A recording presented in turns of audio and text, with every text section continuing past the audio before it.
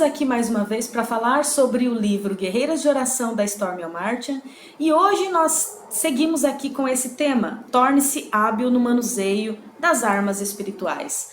Em capítulos anteriores foi falado a respeito da armadura de Deus e ali nós entendemos que temos que estar com a nossa armadura totalmente preparada, bem vestidas, para que nós possamos guerrear essa batalha que muitas vezes nos traz assim surpresas, né? Então todo guerreiro, todo bom guerreiro deve saber usar também as suas armas. Não adianta nós termos armas disponíveis se nós não estivermos ali preparados para usar. Então olha só, assim como um soldado treina com diligência o uso das armas para que se saia bem no combate, nós também devemos treinar o uso das nossas armas espirituais, a fim de que saiamos bem nas batalhas que enfrentamos. Muito bem, a principal arma que eu quero falar nessa live com vocês é sobre a espada do Espírito. Nós falamos muito sobre ela, sobre a Bíblia, sobre a palavra de Deus, e eu quero só reforçar porque como ela é uma arma de ataque e de defesa, nós precisamos ter um conhecimento muito pleno sobre o que é a Bíblia, o que representa a Bíblia para nós. Como guerreiros, devemos treinar a nossa arma principal, que é a palavra de Deus. Ela não só faz parte da nossa armadura, como também é uma arma muito poderosa. É bastante precisa e se você souber manuseá-la contra o inimigo, será infalível. Que coisa maravilhosa! A palavra de Deus é uma arma infalível, com toda certeza. E por que a arma de Deus ela é uma arma infalível? Porque quando nós conhecemos a Bíblia, nós conhecemos também as promessas que o Senhor registrou através desse livro tão maravilhoso, que é muito mais do que um livro histórico, como eu já adiantei para vocês. A palavra de Deus, ela nos traz referências que quando nós trazemos à memória, significa esperança, significa autoridade, significa mudança, significa cura, libertação.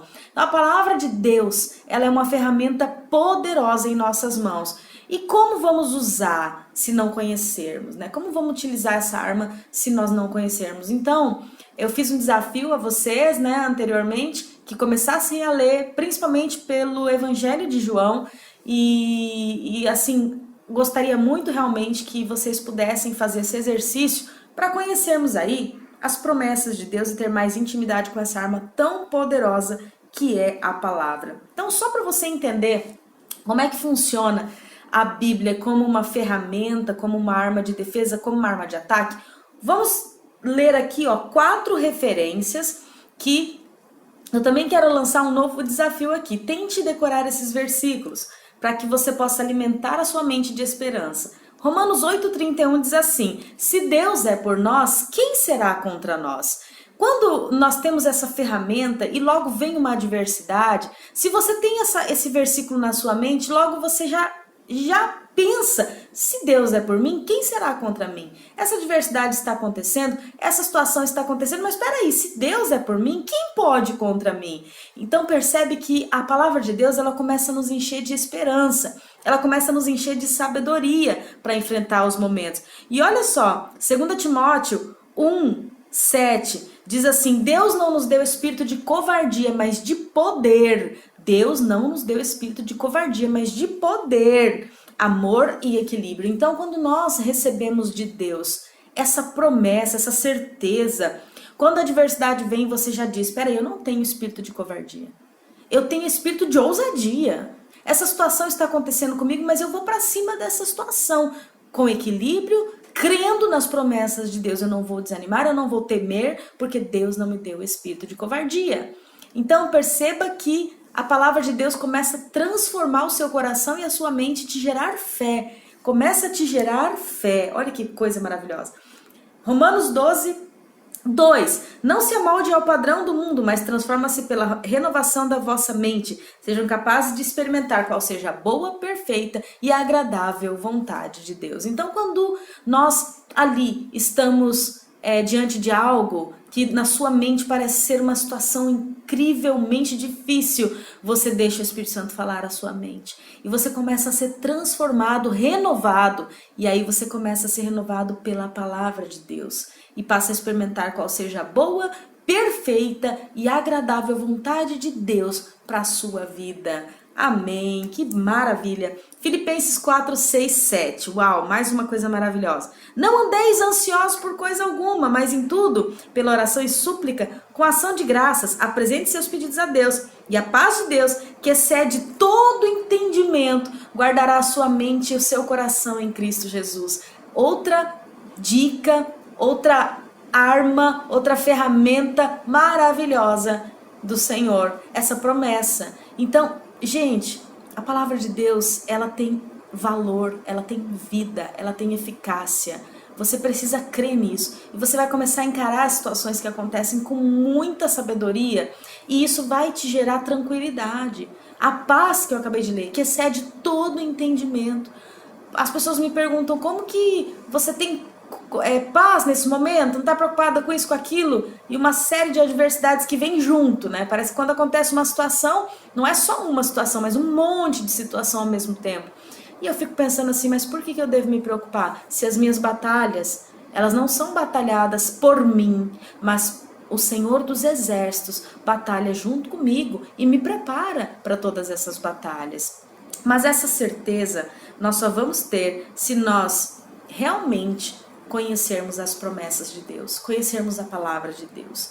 E vamos continuar aqui. Então faça esse exercício. Escolha versículos aí na Bíblia, aleatório. No final das Bíblias geralmente tem ali para cura, para ansiedade, para medo. E você vai lá e lê, essas referências são reais, são verdadeiras. E aí você começa a escolher aquelas que você vai decorar. Eu me lembro que eu decorei o meu primeiro versículo com 8 anos de idade. E era João 3,16, mas assim, esse versículo é muito famoso, diz, porque Deus amou o mundo de tal maneira que deu seu Filho único, para que todo aquele que nele crê não pereça, mas tenha a vida eterna. E eu me lembro que a minha professora na época de ensino ministerial infantil, ela dizia, não é único, é unigênito. E eu falava assim, mas não é a mesma coisa? E ela falava, não, é unigênito. E até hoje eu falo pra vocês único, mas parece que eu escuto ela falando ali. Por quê? Porque foi um exercício que me foi ensinado quando eu era criança. E fora isso, tem outras promessas que eu costumo me apegar, principalmente nesses momentos de adversidade. E com essa palavra eu consigo derrotar Satanás. Tenho tido vitória na minha vida até hoje por conta da palavra de Deus ser viva na minha mente e no meu coração. Então vamos lá, segunda arma aqui, nós falamos que a Bíblia é a primeira. Segunda, a adoração. A adoração é uma arma poderosa contra o inimigo. Depois de vestirmos a nossa armadura, a verdade, a justiça, o evangelho da paz, a fé, a salvação, a espada do Espírito, há outras armas poderosas que Deus nos deu contra o inimigo. O inimigo despreza tanto louvor e adoração que nem mesmo consegue estar na presença de alguém que o esteja fazendo. Gente, isso é um mistério. Satanás, ele tem tanto pavor da adoração que ele não consegue ficar perto de uma pessoa que está fazendo isso. Eu costumo dizer assim que há uma diferença muito grande entre louvor, que é o que a gente faz na igreja. Eu, graças a Deus, Deus me deu o privilégio de poder estar servindo no ministério de louvor, cantando, tocando ali os instrumentos. Mas isso não é adoração. Isso por si não é adoração. Adoração é um sentimento que sai do seu coração. E você pode adorar a Deus orando, você pode adorar a Deus pregando a palavra, você pode adorar a Deus de diversas formas. Pode adorar cantando também. São várias formas de adorar o Senhor. Então, quando você é fiel no seu casamento, você está adorando ao Senhor, você está honrando ao Senhor. Quando você vence uma adversidade, você está adorando, você está honrando ao Senhor. Quando você ajuda um necessitado, você está adorando, você está honrando ao Senhor. E a adoração é uma ferramenta muito poderosa. Essa mesma professora que eu acabei de citar para vocês, quando eu tinha 8 anos de idade, eu comecei a ver alguns vultos, algumas coisas estranhas, assim. Criança tem maior sensibilidade, parece, né, para o mundo espiritual. E ela me disse o seguinte, falou, olha, vamos fazer um exercício, mais um exercício. Você vai decorar algumas músicas, e eu me lembro delas até hoje. Impressionante. E ela disse pra mim assim, toda vez que você sentir uma presença maligna, uma opressão, você começa a cantar essas músicas. Porque Satanás não consegue ficar perto. O inimigo não consegue ficar perto das pessoas que adoram a Deus. E naqueles momentos que eu sentia aquela opressão, eu começava a dobrar o meu joelho ali na minha cama e a cantar aquelas músicas de adoração, de louvor. E dali a pouquinho eu já estava orando, eu já estava procurando uma Bíblia, um livro, e eu e aquela situação ruim passava, aquela sensação ruim ia embora. Isso me trouxe fé até hoje. Nos momentos que eu estive ali no hospital junto com as minhas filhas, até mesmo eu, os meus familiares, ou outros momentos de crise, problemas financeiros, problemas matrimoniais, todos eles, primeiramente nós partimos para a adoração. Vamos adorar primeiro, depois a gente vai falar com Deus sobre essa situação. E até hoje não teve um momento na minha vida que eu precisei chegar para Deus e falar: o que é que está acontecendo? Não. Eu chamava Deus na adoração e Ele vinha e consequentemente ajeitava todas as coisas. Então há um mistério muito grande na adoração. E o contrário de adoração, então, é a murmuração. Não está falando aqui no livro, tá? Mas eu quero falar com vocês sobre a murmuração. A murmuração é quando você desadora, né? Se é possível falar isso. Deixa de adorar para reclamar, para questionar, para espraguejar. Tem pessoas que são tão negativas, que trazem sensações tão ruins para perto da gente, que a gente nem quer ficar perto muitas vezes, né? E esse não é o caminho. Claro que não é fácil, mas como eu disse, tudo depende de hábito. Se você está acostumado a reclamar quando falta o alimento, quando chega no final do mês você não consegue pagar as contas, ou quando alguém fica doente em casa, se você costuma reclamar, você sempre vai estar reclamando, é um ciclo vicioso. Mas se você começar a fazer esse exercício de começar a dar graças, começar a adorar e realmente falar para Deus: Senhor, a tua graça me basta. Quando Paulo disse isso, ele com certeza não estava ali pensando na graça de Deus, ele estava sendo atormentado.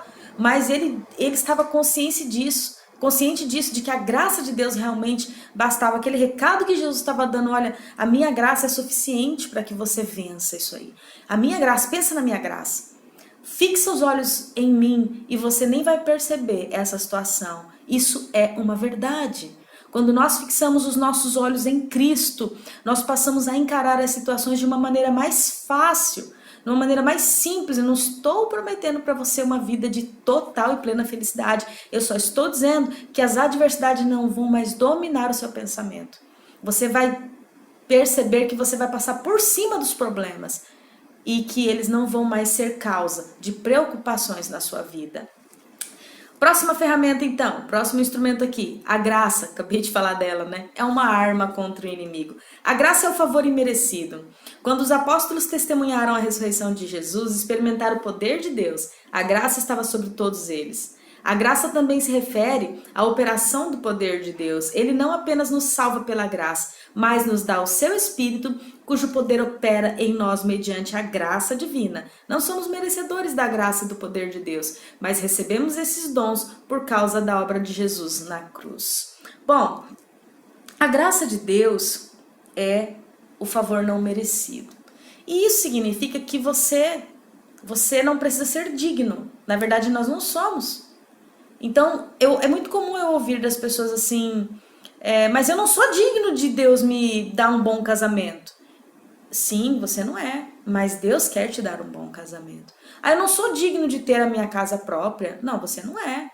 Do jeito que você está fazendo, realmente você não é. Agora, Deus não está procurando sua dignidade, Deus está procurando só o seu coração.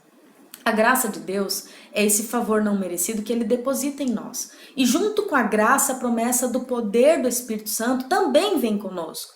E isso, quando não é terceiros nos desmerecendo, é nós mesmos. Muitas vezes nós mesmos desmerecemos aquilo que Deus está querendo nos dar, querendo justificar que nós não somos dignos. Entenda, as coisas no reino espiritual não são pela sua força, não são pelo seu mérito, não são pelas suas qualificações, como eu já falei. Você pode ter o diploma que for, o poder de Deus ele só vai descer sobre você se você estiver aos pés de Jesus. É aos pés de Jesus que você vai alcançar a graça e esse poder sobrenatural que vem do Espírito Santo.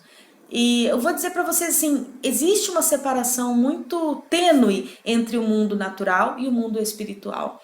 Meu marido é psicólogo e a gente também faz essa análise constantemente. O que é que está acontecendo com essa pessoa? É espiritual ou não é? Ou é natural? É algo que eu preciso intervir com uma oração ou eu preciso intervir com uma terapia? E às vezes as pessoas confundem muito as coisas. Acham que tudo é obra de Satanás ou acham que tudo é coisa natural. Tenho que sofrer mesmo porque isso faz parte da vida.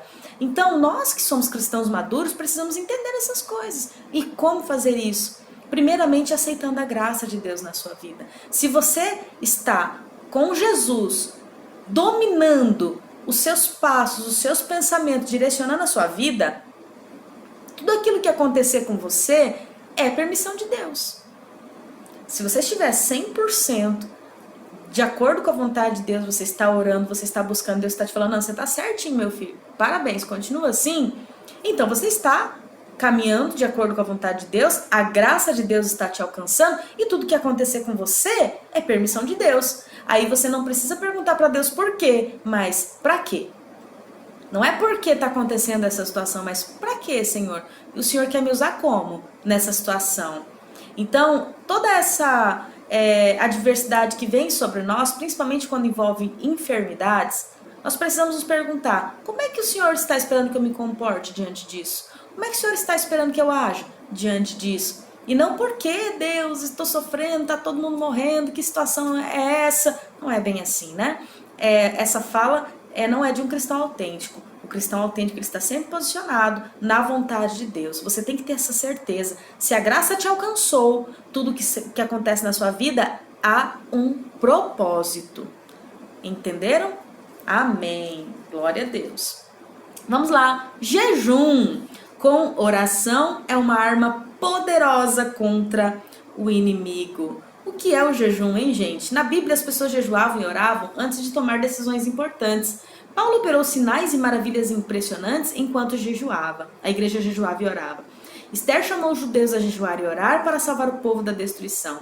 O jejum frustra os planos do inimigo e realiza a vontade de Deus. Jesus jejuou, né? Ele vindo aqui, puro, santo, passou pela terra sem cometer pecados e ainda assim ele jejuou para saber qual era a vontade de Deus. Na verdade, Jesus ele nos trouxe um grande padrão de vida. Jesus caminhou por essa terra nos dando muitos ensinamentos de como agir, o que fazer. Agora, uma coisa é certa, o jejum, ele pega a gente pelo estômago, né? Pega a gente pelo estômago. O jejum, ele te fortalece contra a sua vontade, contra a sua carne, contra os seus desejos. Eu me lembro muito bem que eu tinha, assim, uma paixão desenfreada por pão francês. E um dia eu fiz um jejum de pão francês e foi um dos piores jejuns que eu já fiz na minha vida, porque eu fiz um jejum acreditando que ele ia durar 3 meses, ele acabou encostando em 1 ano. Foi, assim, muito tempo para mim ficar sem aquele pão, e as pessoas compravam e vinha aquele cheiro. E eu dizia na minha mente, eu preciso vencer. A minha carne e a minha vontade não pode me dominar. E se um dia eu estiver diante de uma situação que eu tiver que fazer uma escolha crítica realmente, eu não vou conseguir vencer esse pão? Eu vou vencer. E graças a Deus, com a ajuda de Deus, eu consegui vencer. O objetivo do jejum é fortalecer o seu espírito contra a sua carne, contra os seus desejos. É um exercício, mais um exercício que a palavra de Deus nos ensina. E quando o jejum está alinhado, a oração ela se torna muito poderosa. Eu lembro que uma vez eu fiz um jejum para passar num concurso. Fiquei 3 dias sem comer nada, sem beber nada. E Deus falou para mim, não é minha vontade esse concurso.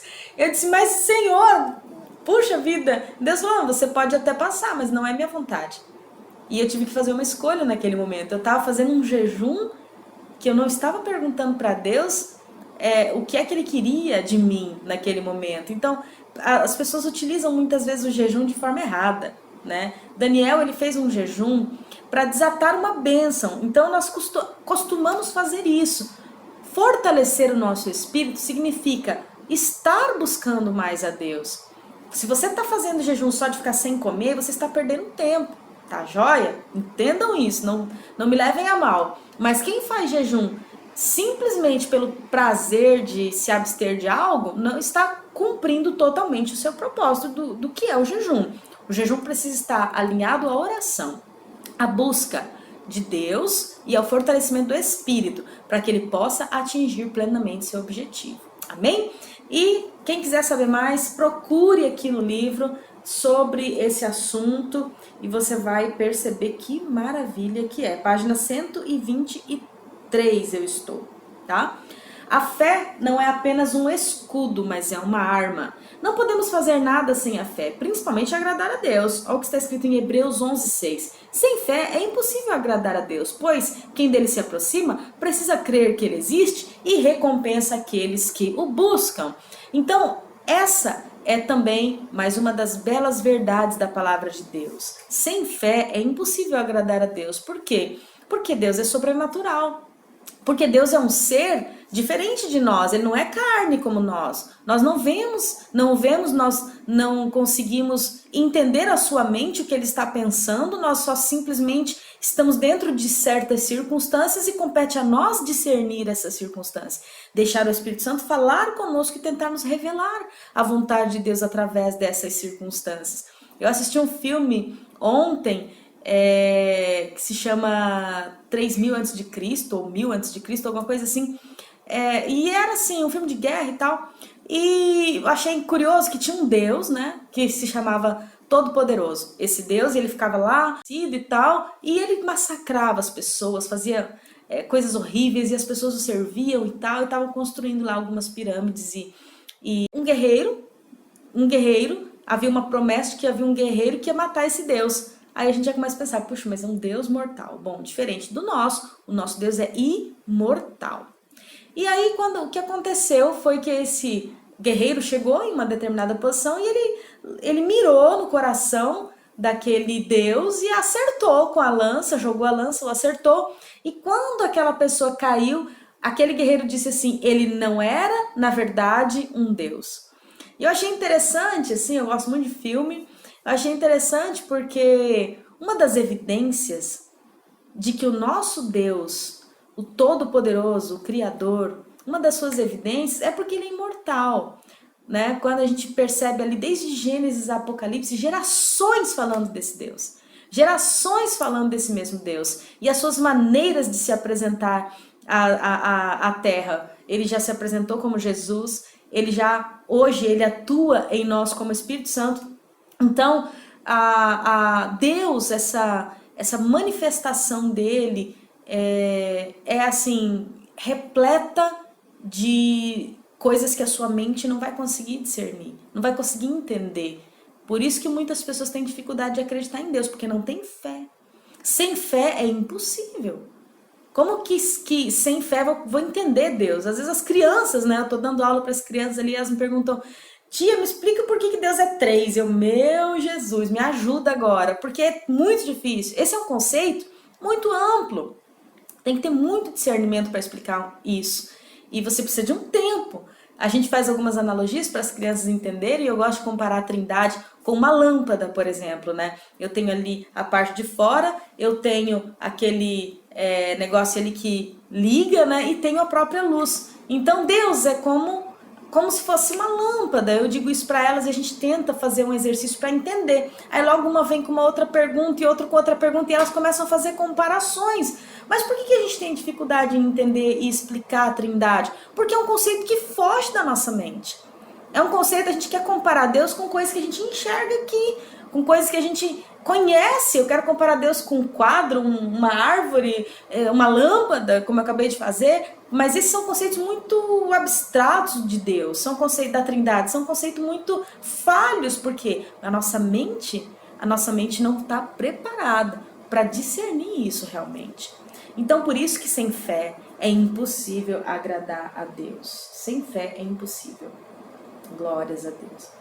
Vamos lá, eu quero ler aqui em Hebreus 11:1 que diz assim: a fé é a certeza daquilo que esperamos e a prova das coisas que não vemos. Esse é um outro versículo famoso que fala sobre a fé. E tem uma tradução bem antiga de um teólogo que eu agora esqueci o nome dele. E ele diz assim: a fé é a posse antecipada das coisas. A fé é a posse antecipada das coisas. E eu trago esse conceito comigo todas as vezes que eu quero trazer à minha realidade algo que é impossível, algo que não dá, há uma negativa natural para aquela situação. E eu digo comigo, a fé é a posse antecipada das coisas. Eu me lembro que a minha filha fez alguns procedimentos cirúrgicos, a minha filha menor, e quando ocorreu dela dela padecer aí por muito sofrimento, acho que 8 vezes ela passou por esse procedimento. Eu disse para Deus assim: hoje eu vou naquele hospital, porém ela vai entrar e sair da sala de cirurgia sem fazer nenhum procedimento. Ela vai entrar e sair sem qualquer procedimento. Por quê? Porque eu estou tomando posse dessa situação. Eu estou tomando posse da cura dela nesse momento. Eu estou tomando posse, eu vou tirar ela dali intocável. Ela não vai fazer procedimento nenhum. E foi o que aconteceu. Quando a médica veio falar comigo, não precisou fazer o procedimento. Eu fiquei assim... Eu nem cheguei a esboçar na frente da médica tamanha alegria. Eu acho que até ela ficou pensando, puxa, essa mãe tá doida, né? Ficava chorando aqui, agora não vai falar nada. Eu falei, então tá, doutora, a gente vai embora e depois a gente conversa, a gente conversa por telefone. Porque eu tinha certeza, realmente, foi algo assim impressionante. Nem eu sabia que eu podia desenvolver a fé dessa maneira. E a partir desse momento, eu passei a fazer esse exercício. E foi a última vez que a minha filha passou por algum procedimento.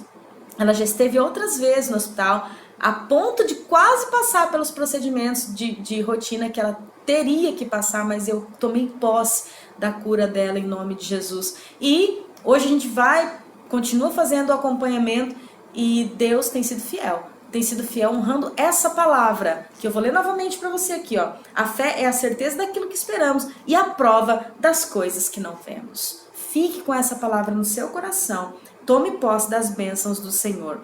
E, para a gente encerrar, a oração por si só é sempre uma ferramenta muito poderosa. Eu quero ler aqui, ó. Jesus orava pela manhã, Marcos 1:35. Jesus orava à noite, Lucas 6:18. Jesus orava sozinho, Mateus 14:23. Jesus orava sem parar, Lucas 21:36. E Jesus não podia fazer nada sem orar, João 5:19. Devemos orar como Jesus. Devemos fazer isso como Jesus. Olha, busque entender melhor. Estude, tem muitos estudos bons na internet. Se aprofunde. Se você quiser me chamar no privado, você quer alguma coisa, você precisa de um material, você precisa de ajuda, você precisa que eu te explique alguma coisa, ou simplesmente que eu ore com você até que você aprenda, me chame. Eu estou aqui para servir e eu gostaria muito que você obtivesse vitória em todas as áreas da sua vida. E para encerrar, vou fazer essa oração modelo aqui, como a gente faz de costume, no encerramento de cada comentário. Vamos lá. Senhor, ajuda-me a entender o que são as minhas armas espirituais e a tornar-me mestre no manuseio delas. Ensina-me a não esquecer nem mesmo por um momento quão poderosas elas são. Faz minha fé crescer para que eu creia em Ti e em Tua palavra sem duvidar. Sei que assim como os céus são mais altos do que a terra, também os Teus caminhos são mais altos do que os meus caminhos e os Teus pensamentos mais altos do que os meus pensamentos. Ajuda-me a pensar e agir de forma mais parecida com a Tua sempre. Capacita-me a conhecer a Tua palavra tão bem que eu as tenha gravada na mente e no coração, a ponto delas se tornarem armas automáticas contra o inimigo. Obrigada por Tua graça, que me recompensa e me ajuda além do que eu mereço. Quando eu enfrentar a montanha da oposição do inimigo, lembrar-me de aclamar a graça para aquela situação. Sei que a Tua graça está acima de qualquer plano, não importa quanto o inimigo aparente estar tendo sucesso. Ajuda-me a não ser intimidado pela força do inimigo, uma vez que a Tua graça excede imensamente qualquer esforço dele. Mostra-me quando preciso jejuar e orar para realizar as coisas que preciso. Capacita-me a executar a Tua vontade. Me ajuda a entender as Tuas coisas sobre o que será realizado durante esse jejum. Sei que em obediência a Ti, o jejum desatará as cordas do jugo e porá em liberdade os oprimidos e romperá todo o jugo. Isaías 58:6. Louvo a Ti, Pai, acima de todas as coisas. Ajuda-me a adorar ao Senhor em espírito e em verdade, conforme ordena a Tua palavra. Busco a Ti e Te desejo como a corça anseia pelas águas. Ajuda-me a fazer o louvor e a adoração a minha reação contra as coisas que acontecem, diferente das circunstâncias que eu espero. Senhor, Tu disseste, peça e será dado, busquem e encontrarão, batam e a porta se abrirá. Pois todo aquele que pede recebe, todo que busca encontra, aquele que bate a porta será aberta. Lucas 11:9-10. Ajuda-me a pedir conforme a Tua direção, buscando compreender a Tua vontade e bater a porta que Tu queres abrir. Capacita-me a continuar pedindo, continuar buscando e continuar batendo sem desistir. Faz-me lembrar de como essas ações são armas contra os planos malignos do inimigo, de modo que somente os teus planos para a minha vida e para a vida das pessoas por quem eu oro se tornem realidade.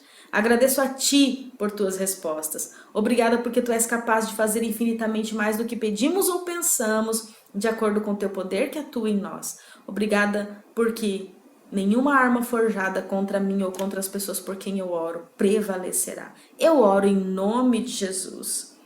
Eu vou ler aqui esse texto de Isaías 54, versículo 17. Nenhuma arma forjada contra você prosperará. Você refutará toda língua que te acusar. Esta é a herança do Senhor e esta é a defesa que faço em nome deles, declara o Senhor.